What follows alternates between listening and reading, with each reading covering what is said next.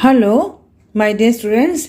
Welcome you all at my channel Focus and Brilliant Studies. आज की मेरी video class 11 के स्टूडेंट्स के साथ में है बिजनेस स्टडीज में. Today I am going to start with the topic internal trade, आंतरिक व्यापार. ये हमारा पार्ट 1 चलेगा बेटा. आज की हम वीडियो में इसका मीनिंग करेंगे, टाइप्स ऑफ इंटरनल ट्रेड करेंगे और साथ में services of the wholesalers and retailers. ये चारों कंटेंट्स हम आज की वीडियो में कवर करेंगे. Okay, now let's start with the internal trade. बेटा आप ट्रेड तो जानते ही हो क्या होता है. माल को खरीदना और माल को बेचना. Buying and selling of goods and services. Buying and selling of goods and services. अब हमने बोला इंटरनल, मैंने internal with in the boundaries of the country. Nation के अंदर अंदर ही, बाउंड्रीज के अंदर अंदर ही जब हम कोई भी वस्तुओं का व्यापार खरीदते हैं, करते हैं, उसको हम बोलते हैं इंटरनल ट्रेड. मतलब जब हमने बोला कि with in the boundaries of the country means domestic production हो रहा है, डोमेस्टिक कंजम्पशन हो रहा है, प्रोडक्शन भी घर में और उसका कंजम्पशन भी घर में. मैंने nation, within the nation, within the country, जहाँ पे no custom duty, no import duty, उसको हम बोलते हैं इंटरनल ट्रेड. राइट बेटा. अब हम करेंगे टाइप्स ऑफ इंटरनल ट्रेड क्या होता है. आपने देखा होगा. इससे पहले मैं टाइप्स बताऊँ आपको बेटा, थोड़ा सा मैं आपको समझाना चाहती हूँ कि जैसे मान लीजिए, वैसे तो हर बच्चे को मालूम होता है, तो जनरल बातें ही हैं. मान लो एक प्रोड्यूसर है या मैन्युफैक्चरर है. प्रोड्यूसर या मैन्युफैक्चरर प्रोडक्शन कर रहा है, यहाँ पे फैक्ट्री में. उसने अपना प्रोडक्शन को पहुंचाना है हमारे कंज्यूमर्स तक, जो कि आप और हम हैं, कस्टमर, उपभोक्ता. प्रोड्यूसर से कंज्यूमर तक कैसे माल पहुंचेगा? क्या वो सीधा माल बेचेगा? क्या कस्टमर सीधा जाएगा फैक्ट्री में जब माल बन रहा है? Not possible to go, not possible. ठीक है ना. अगर बीच में आए होलसेलर्स, मैंने थोक व्यापारी, थोक होलसेलर्स ने माल लिया प्रोड्यूसर से और बेचा कंज्यूमर्स को. ऐसा हो सकता है? हाँ, हो सकता है. इसी तरह से प्रोड्यूसर ने माल बेचा होलसेलर को, होलसेलर ने दोबारा से बेचा रिटेलर्स को, रिटेलर ने माल बेचा कंज्यूमर को, कस्टमर को. रिटेलर से माल हम तक आया, हम गए रिटेल शॉप्स पे माल को खरीदने के लिए. इसका मतलब क्या हुआ कि टाइप्स ऑफ इंटरनल ट्रेड कितने होंगे बेटा? होलसेल ट्रेड और रिटेल ट्रेड. होलसेल सुना हुआ आप लोगों ने, थोक के व्यापारी, जो कि जिनका प्रोडक्शन भी और जो प्रोड्यूस करते हैं, सेल करते हैं the goods in the large quantity, bulk में, large quantity, for the purpose of resale to the consumer या फिर इंटरमीडिएट जो होता है ना हमारा रिटेलर्स, इनको माल बेचते हैं तब हमारे पास माल पहुंचता है. इसका मतलब ये हुआ कि होलसेल कौन हुआ? होलसेलर जो है वो लिंक है प्रोड्यूसर में. और यहाँ पे देखती हूँ मैं, अगर मैं देखूँ यहाँ पे कि जो होलसेलर है, he is a link between the producer and the retailer. Manufacturer और रिटेलर के बीच में जो होलसेलर आया, he is a link between them. ये जो बायर है वो तो लार्जली स्पेंड हुआ है पूरा जोग्राफिकल एरिया में, तो बायर तो वहाँ जा नहीं पाएगा. तो होलसेलर ने माल बेचा रिटेलर को, रिटेलर ने माल बेचा कंज्यूमर को. तो इसका मतलब ये हुआ कि जो होलसेलर है, he performs the variety of functions in the process of distribution of goods and services. They purchase in bulk मैंने लार्ज क्वांटिटी में ये लोग इनसे माल खरीदते हैं. फिर रिटेलर की जो शॉप है वो बहुत छोटी छोटी होती हैं. रिटेलर जो है वो इनसे स्मॉल क्वांटिटी में, जितना उसकी दुकान में फिट आ सकता है सामान, वो उनसे लेता है. और कंज्यूमर अपने हिसाब से, अपनी कंजप्शन के हिसाब से इनसे माल लेके आता है. They purchase in bulk but they sell in small quantity in the small lots to the retailers. ठीक है ना. फिर बात आई रिटेल ट्रेड की. ये भी समझ में आ गया हर एक को कि रिटेल ट्रेड क्या है. Purchase and sale of goods in small quantities to the ultimate consumers as per their requirement. तो इसका मतलब ये हुआ जो रिटेल ट्रेडर है, रिटेलर जो है ना, फुटकर व्यापारी, ये लिंक करता है होलसेलर और कस्टमर के बीच में। राइट बेटा। तो अब हम देखते हैं बेटा कि सर्विसेज ऑफ होलसेलर्स, जो होलसेलर है वो कौन कौन सी सेवाएं देता है इन मैन्युफैक्चरर को और रिटेलर को।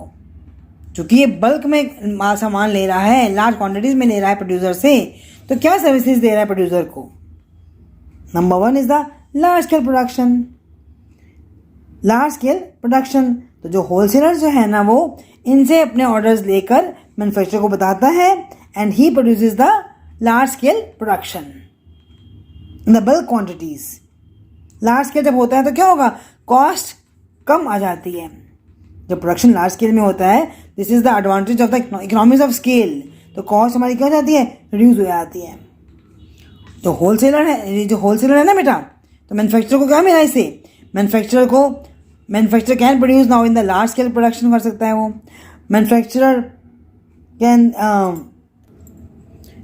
अब जो मैन्युफैक्चरर के पास स्टोर हाउसेस नहीं होते कई बार, तो मैन्युफैक्चरर जो होलसेलर जो है ना वो इनसे माल लेकर अपने स्टोरेज गोडाउन्स में वो माल को अपने रखता है, keep them in the godowns, where houses.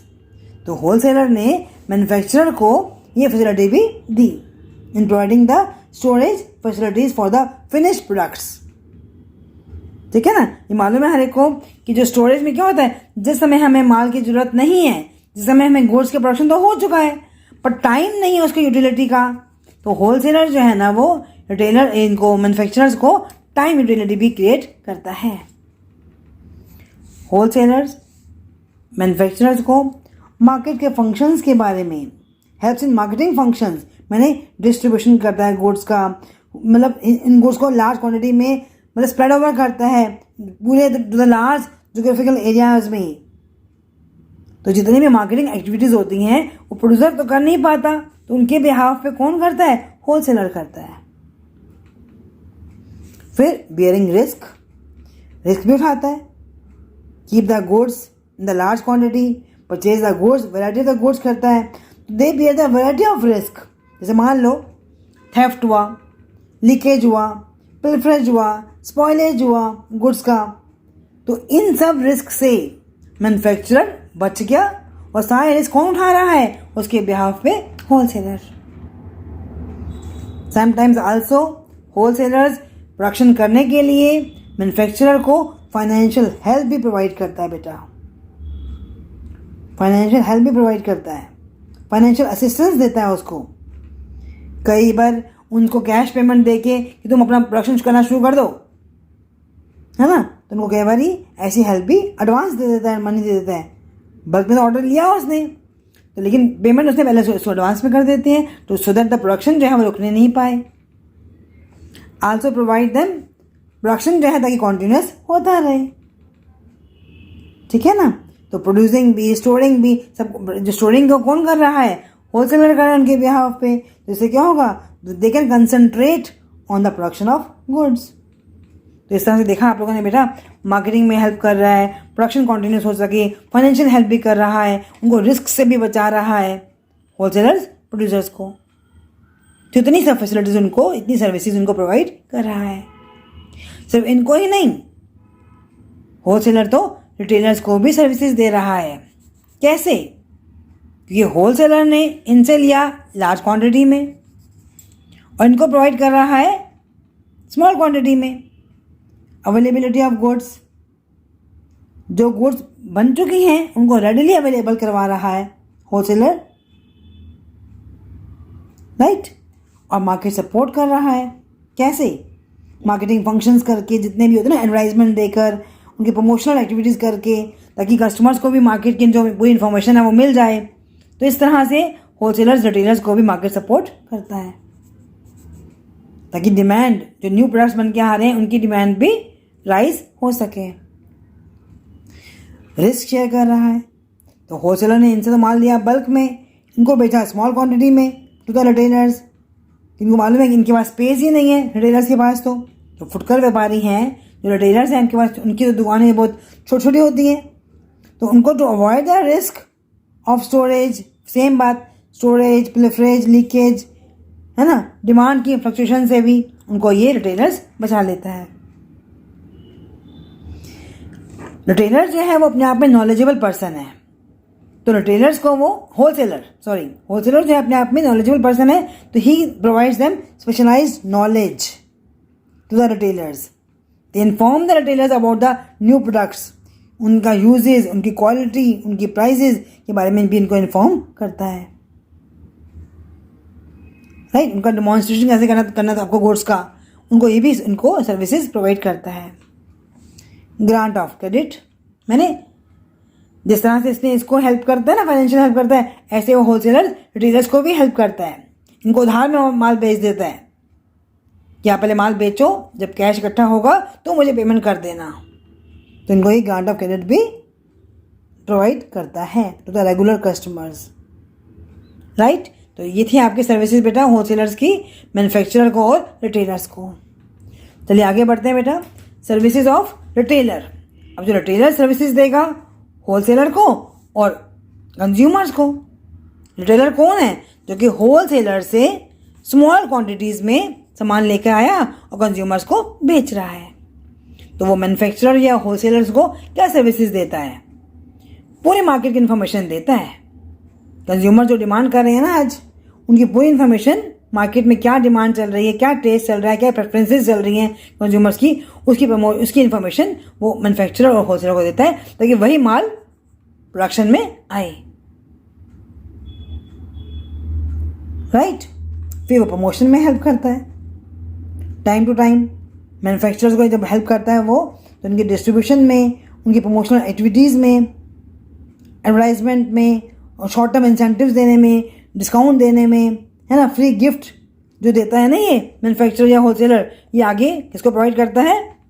Retailer देता है। इनको बताता है कि how to promote the activities, short term incentives, तो helps in promoting the sale of the product. Large scale production, क्योंकि ये माल की पूरी इन्फॉर्मेशन दे रहा है, इसकी वजह से ही, रिटेलर्स की वजह से ही आज मैन्युफैक्चरर लार्ज स्केल प्रोडक्शन कर पा रहा है, ठीक है ना। क्योंकि इंडिविजुअल्स तक, कस्टमर्स तक कौन पहुंच रहा है? रिटेलर पहुंच रहा है। तभी तो ये लोग अपने आप में लगे हुए हैं लार्ज स्केल प्रोडक्शन करने में, मैन्युफैक्चरर। तभी तो they get the place utility. जो रिटेलर्स ने डोर टू डोर जाकर कंज्यूमर्स को सर्विसेज दी, उनके बिहाफ पे जो प्रोड्यूसर ने बनाया हुआ है, तो प्लेस यूटिलिटी को क्रिएट किया, ठीक है ना। साथ में गुड्स का डिस्ट्रीब्यूशन भी कर रहा है, उनको जहाँ पे ट्रांसपोर्ट दे रहा है अपनी मैन्युफैक्चरर को, तो तभी तो वो अपना गुड्स का प्रोडक्शन, डिस्ट्रीब्यूशन भी ऑफ गुड्स भी कर पा रहे हैं वो, है ना। पर्सनल सेलिंग मतलब क्या हुआ? रिटेलर्स जो है वो, उसने इन मैन्युफैक्चरर और होलसेलर्स को रिलीव कर दिया कि तुम आराम से पैसे प्रोडक्शन करो, मैं अपने आप ही पर्सनल सेलिंग आपके बिहाफ पे करते रहेंगे। सेल ऑफ प्रोडक्ट्स कौन कर रहा है? एक्चुअली में रिटेलर कर रहा है। कस्टमर्स को अट्रैक्ट कौन कर रहा है? उनके बिहाफ पे रिटेलर कर रहा है। अब कंज्यूमर्स को मजे आ गए।